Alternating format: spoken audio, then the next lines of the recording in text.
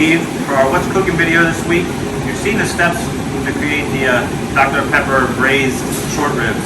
Got the final product ready here. We're going to dish it out and show you what it looks like. Cooks for about 4 hours. And it is going to fall apart for you. Here's what the final result's going to look like.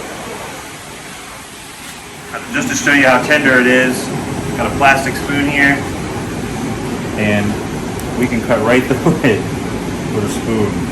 It's going to fall apart. It's going to be a little sweet because of that Dr. Pepper's in there, but it's going to have nice flavor. Be a nice meal for a full day. So enjoy this Monday, Wednesday, and Saturday this week. Dr. Pepper Braised short ribs.